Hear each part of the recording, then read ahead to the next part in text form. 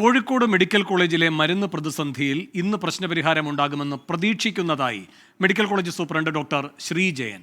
State health ഏജൻസിയിൽ നിന്നുൾപ്പെടെ അടിയന്തരമായി 1.5 കോടി രൂപ ലഭിച്ചു. ഹെൽത്ത് സെക്രട്ടറിയുമായും ആരോഗ്യമന്ത്രിയുമായും ചർച്ച നടത്തിയെന്നും medical college superintendent doctor Sreejayan പറഞ്ഞു.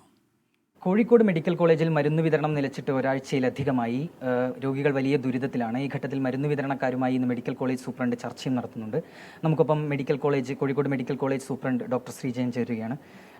സർ, ഈ മരുന്ന് വിതരണം നിലച്ചിട്ട് ഇപ്പോൾ ഒരാഴ്ചയായി. ഏത് രീതിയിലാണ് ഇതിനെ പരിഹരിക്കാനുള്ള ഒരു ശ്രമം മെഡിക്കൽ കോളേജ് സൂപ്രണ്ടിൻ്റെ ഭാഗത്തു നിന്നുണ്ടാവുക? ഹോസ്പിറ്റൽ ഡെവലപ്മെൻറ്റ് സൊസൈറ്റി ഫാർമസിയുടെ ഒരു ആനുവൽ സ്റ്റോക്ക് എടുപ്പ് ഉണ്ടായിരുന്നു. അപ്പോൾ ആ സ്റ്റോക്ക് എടുപ്പ് കാരണം നമ്മൾ 4 ഷോപ്പുള്ളതിൽ ഒരു ഷോപ്പ് അടയ്ക്കുകയും ആ ഷോപ്പ് ഒരു ദിവസം കൊണ്ട് നമ്മൾ അതിൻ്റെ സ്റ്റോക്ക് എടുപ്പ് നടത്തുകയും ബാക്കി എല്ലാ ഷോപ്പുകളും തുറന്നിട്ടുമുണ്ട്.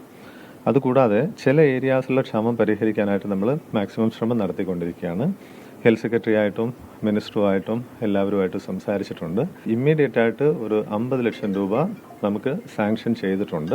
സ്റ്റേറ്റ് ഹെൽത്ത് ഏജൻസിയിൽ നിന്ന് കിട്ടാനുള്ള പൈസയായിട്ടുള്ളത് 150 കോടി മൊത്തം അനുവദിച്ചിട്ടുണ്ട്. അതിൽ നമുക്കൊരു 10 കോടി ഇമ്മീഡിയറ്റ് ആയിട്ട് റിലീസ് ചെയ്യാനുള്ള തരത്തിൽ ഗവൺമെൻറ്റിൻ്റെ ഭാഗത്തുനിന്നും പറഞ്ഞിട്ടുണ്ട്. തൽക്കാലത്തെ പ്രതിസന്ധി നമുക്ക് തീർക്കാനുള്ള കാര്യങ്ങൾ ശരിയാവും. അതിനോടനുബന്ധിച്ച് തന്നെ ഏകദേശം 184 കോടിയോളം മൊത്തത്തിൽ നമുക്ക് കിട്ടാനുണ്ട്.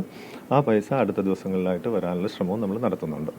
മരുന്ന് വിതരണക്കാരുമായിട്ട് ഇന്നലെ സംസാരിക്കുമ്പോൾ അവർ പറഞ്ഞത് അവർക്ക് 8 മാസത്തെ കുടിശ്ശിക മുഴുവനായിട്ട് ലഭിക്കാതെ അവർ ഈ സമരത്തിൽ നിന്ന് പിന്മാറില്ല എന്നുള്ളതാണ്. അപ്പം അത്തരത്തിലുള്ള ഒരു ആവശ്യം അവർ മുന്നോട്ട് വെക്കുകയാണെങ്കിൽ അതിനെ മറികടക്കാൻ ഏതെങ്കിലും തരത്തിലുള്ളൊരു പരിഹാരം ഇവിടെ നിന്നുണ്ടാകുമോ? എൻ്റെ ഒരു വിശ്വാസം അനുസരിച്ച് 8 മാസത്തെ എന്ന് വെച്ചാൽ നമ്മൾ സാധാരണ രീതിയിൽ മരുന്ന് വിതരണക്കാർക്ക് ഘട്ടം ഘട്ടമായി പൈസ കൊടുത്തുകൊണ്ടിരിക്കുന്ന ഒരവസ്ഥയാണ് നമുക്കുള്ളത്. അപ്പോൾ ഒറ്റയടിക്ക് നമുക്ക് 8 മാസത്തെ കൊടുക്കാൻ പറ്റുന്നില്ലെങ്കിൽ അവർക്കൊരു ക്യാഷ് ഫ്ലോ ഉണ്ടാക്കാൻ ശ്രമിച്ചു കഴിഞ്ഞാൽ അതൊരു നമുക്ക് മരുന്ന് തരുന്നു, പൈസ കൊടുക്കുന്നു, ആ രീതിയിൽ അങ്ങനെ പോകുന്നൊരു കാര്യമാണല്ലോ. പ്രത്യേകിച്ചും ജീവനുമായിട്ട് ബന്ധപ്പെട്ടിട്ട് അല്ലെങ്കിൽ രോഗികളുമായിട്ട് ബന്ധപ്പെട്ടിട്ടുള്ള ഒരു കാര്യമായതുകൊണ്ട് എനിക്ക് തോന്നുന്നു എൻ്റെ റിക്വസ്റ്റ് അവർ തള്ളാൻ സാധ്യതയില്ലെന്നാണ് എൻ്റെ വിശ്വാസം. അതായത് ഇന്നത്തോടുകൂടി ഈ ഒരു പ്രശ്നം പരിഹരിക്കപ്പെടുമെന്നാണോ എന്നാണ് എൻ്റെ വിശ്വാസം. ബാക്കി അവരുമായിട്ട് ചർച്ച ചെയ്തതിന് ശേഷമേ പറയാൻ പറ്റുള്ളൂ. ഏതായാലും ഈ മരുന്ന് വിതരണത്തിലെ പ്രതിസന്ധി ഇന്നത്തോടുകൂടി തീരുമെന്നുള്ള പ്രതീക്ഷയാണ് മെഡിക്കൽ കോളേജ് സൂപ്രണ്ട് പങ്കുവയ്ക്കുന്നത്. കോഴിക്കോട് നിന്ന് ക്യാമറമാൻ ആശിഷിനൊപ്പം അഭിജിത്ത് മുഴക്കുന്ന്, 24.